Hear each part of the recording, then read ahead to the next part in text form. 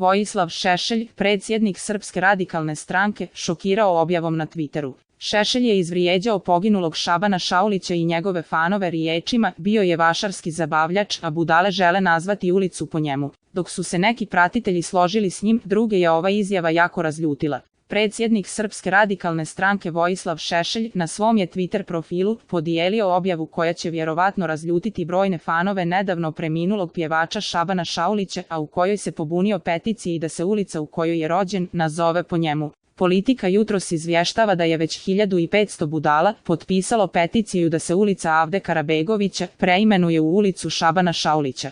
O Srbijo, hoćeš li se odreći uspomene na junaka, mučenika i vrsnog intelektualca u korist vašarskog zabavljača, pa makar on imao glas Slavuja, napisao je Vojislav Šešelj. Dok su se neki pratitelji složili s njim, druge je ova izjava jako razljutila. Jednom sam glasala za tebe, ali poslije ove izjave nikad više. Sram te bilo, ko si ti da određuješ ko je vašarski pjevač, a ko nije. Čovjek kojeg je slušalo i voljelo toliko ljudi naravno da zaslužuje ulicu u svom rodnom gradu, odbrusila mu je jedna pratiteljica.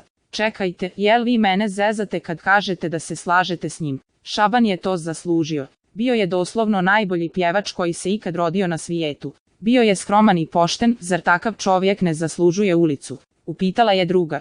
Stvarno treba da se postidite. Vi šarlatane, da vam je Šaban Šaulić stao politički na crtu, ne biste imali ni trećinu onih vaših jadnih glasova, napisala je treća. On je bar nešto doprinio svojoj zemlji, za razliku od tebe i tebi sličnih, bio je još jedan od komentara. Predsjednik Srpske radikalne stranke Vojislav Šešelj izvrijeđao je pokojnog Šabana Šaulića, ali i mnoge njegove poštovaoce iz pjevačevog rodnog grada Šapca.